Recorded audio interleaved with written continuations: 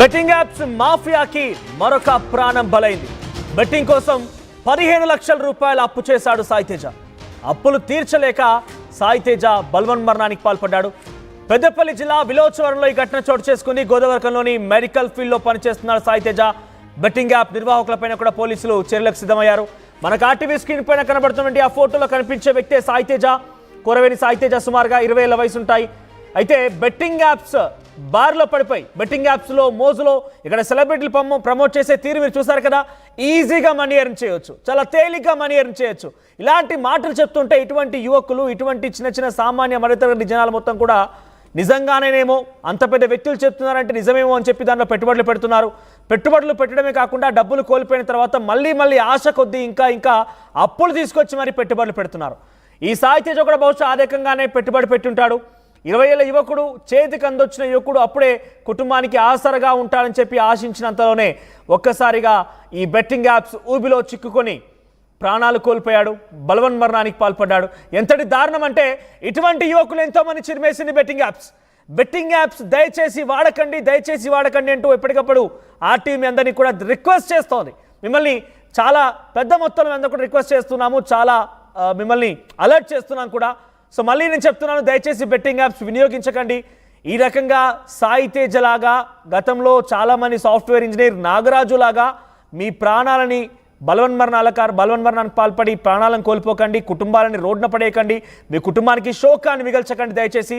So ఇక్కడ సాయితేజ 20 ఏళ్ల యువకుడిగా తెలుస్తోంది. ఆయన చేతికి అందొచ్చాడు, అప్పుడే కొంత ఏదో చిన్నగా ఉద్యోగం చేస్తున్నాడు, కుటుంబానికి కొంత చేదోడు వాదోడుగా ఉంటాడు, తన కుటుంబంలో కొంత మంచి సంపాదిస్తున్నాడు, ఆ బీద మధ్యతరగతి కుటుంబానికి ఆసరగా ఉంటాడని చెప్పినటువంటి ఆశించిన ఆ తల్లిదండ్రులకి తీరని విషాదాన్ని మిగిల్చాడు.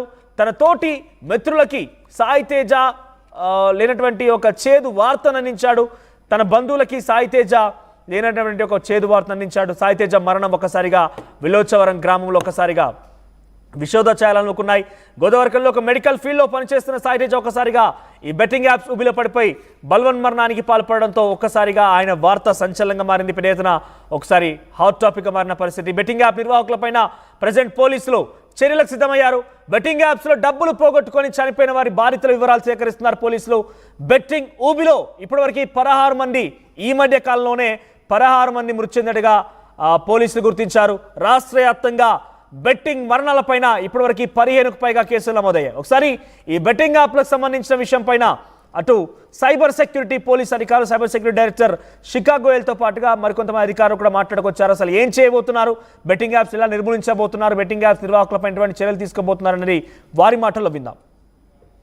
యాక్చువల్గా ఏంటంటే ఈ బెట్టింగ్ యాప్స్ ద్వారా సూసైడ్ చేసుకున్న వాళ్ళ డేటా పర్ఫెక్ట్గా లేదు. ఎందుకంటే ఖచ్చితంగా బెట్టింగ్లో లాస్ అవ్వటం వల్లే సూసైడ్ చేసుకున్నాము అనేది చాలా కేసుల్లో చాలా లేట్గా వెలుగులోకి వస్తుంది. ఫస్ట్ వాళ్ళు ఫ్యామిలీ మెంబర్స్ ఏంటంటే అనుమానాస్పద మృతి కింద నమోదు చేస్తున్నారు. ఎందుకంటే రీజన్స్ చెప్పలేకపోతున్నారు. కొన్నాళ్ళ తర్వాత వాళ్ళ డివైసెస్ ఏవైతే ఉన్నాయో అవి చూడటం వల్ల బ్యాంక్ స్టేట్మెంట్లు స్టడీ చేసి ఆ తర్వాత ఫ్యామిలీ మెంబర్స్ రియలైజ్ అయ్యి చెప్తున్నారు. అందువల్ల దీని మీద పర్ఫెక్ట్గా ఇంతమంది ఈ యాప్ల వల్ల చనిపోయారు అనేది కరెక్ట్ స్టాటిస్టిక్స్ లేవు.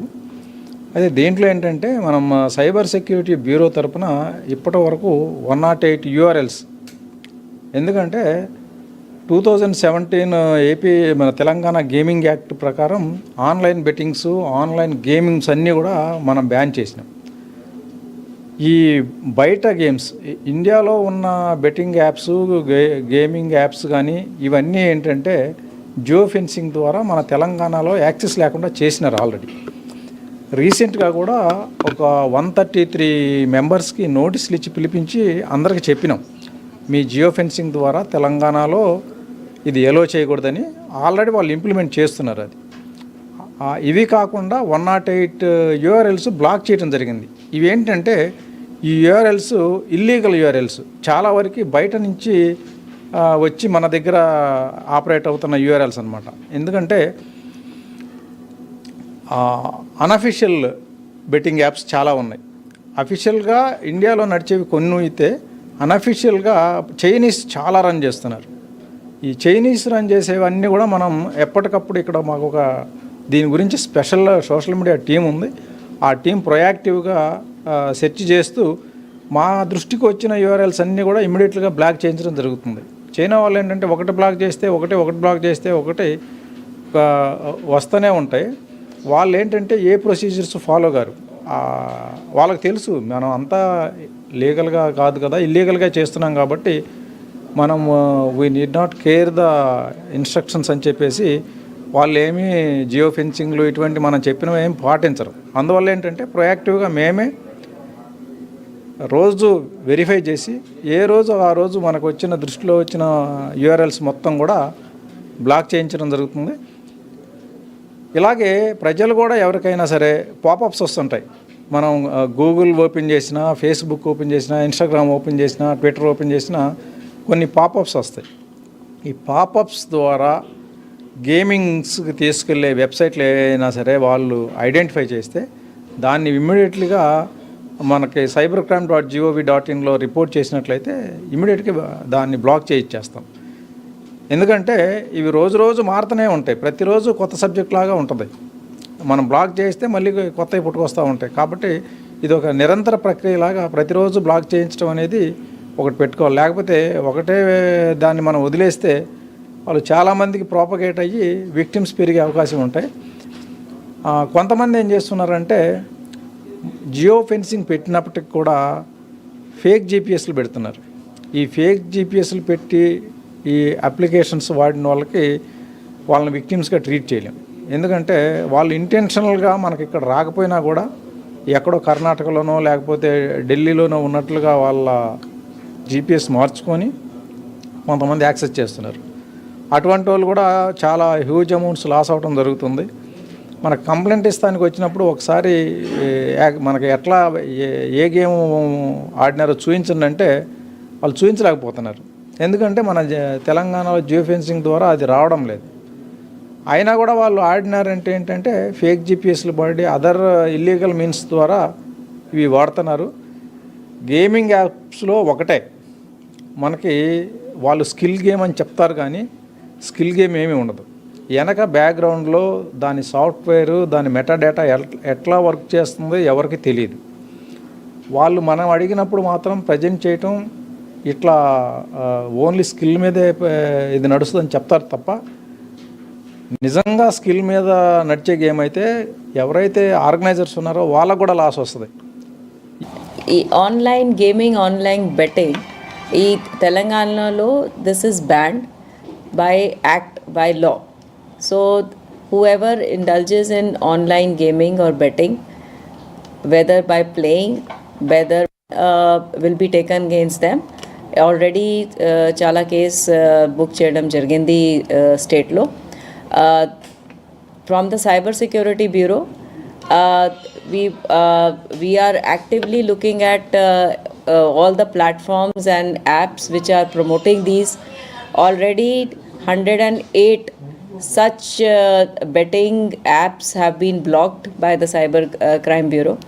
133 companies were served notices, Indian companies, and varu already in the geo fencing chesaru so that their apps are not accessible to public in Telangana. But chala apps, chala platforms abroad nunchi available unnaru. For that we request the public that if there is any app or platform which is available on which online gaming or betting can be done, please inform the Cyber Security Bureau on WhatsApp number 871-267-2222. I repeat, 871-267-2222. We ourselves are also doing patrolling, cyber patrolling to identify such apps and get them blocked. And please tell us on this number so that these will be immediately blocked. We want anybody who indulges or promotes or whoever allows this activity to be taken up, that strict legal action will be taken against them. Right, cyber security పోలీసులు చెప్తున్న ప్రకారంగా చూస్తూ ఉంటే ఈ betting apps అనేది బేసిక్గా ఇండియాలో కొన్ని బ్యాన్ చేశారు. ముఖ్యంగా తెలంగాణలో కూడా జియో ఫెన్సింగ్ చేశాము. కానీ ఫేక్ జీపీఎస్ ద్వారా దాన్ని మళ్ళీ యూజర్స్ కానివ్వండి, అటు అప్లికేషన్ నిర్వాహకులు కూడా దాన్ని పూర్తిగా ఫ్రాడింగ్ చేసేసి ఎంట్రీ ఇస్తున్నారు. చాలామంది కూడా డైరెక్ట్గానే మేము బెట్టింగ్ యాప్స్లో బెట్టింగ్ పెట్టే మోసపోయి మరణిస్తున్నాము, ప్రాణాలు కోల్పోతున్నాం అంటూ చెప్పుకొస్తున్నారు. ఇంకా కేసులు నమోదవుతున్నాయి. దీనిపైన కఠినంగా చర్యలు తీసుకోవాల్సిన అవసరం ఉందంటూ కూడా అటు సైబర్ సెక్యూరిటీ ఆఫీసర్స్ చెప్తున్నారు. ఒక్కసారి ఈ వైపుగా రెండు రాష్ట్రాల్లో కూడా ఒక్కసారిగా బెట్టింగ్ యాప్ సంబంధించిన అంశం తెర మీదకి రావడం, అంతలోనే ఒక యువకుడు బలవన్మరణానికి పాల్పడి బెట్టింగ్ యాప్ల చేత మోసపోయి ఈ రకమైనటువంటి పరిస్థితి దారి తీసుకురావడం అనేది కొంత ఆందోళన కలిగిస్తుంది. దానికి సంబంధించి మరిన్ని అప్డేట్ చంద్రశేఖర్ అందిస్తారు. చంద్రశేఖర్, ఏం జరిగింది? కోరవైన సాయి తేజకు సంబంధించినటువంటి ఘటనలో అసలు ఆయన ఎక్కడ పెట్టుబడి పెట్టాడు, ఏ రకంగా అప్పులు తీసుకొచ్చాడు, తల్లిదండ్రులు ఏం చెప్తున్నారు, ఈ అప్పులు తీర్చడంలో ఎటువంటి ప్రయత్నాలు చేశాడు ఆయన, ఆఖరికి వస్తే బలవన్మరణానికి కూడా పాల్పడ్డాడు. దానికి సంబంధించి డీటెయిల్స్ ఏంటి, అప్డేట్స్ ఏమున్నాయి?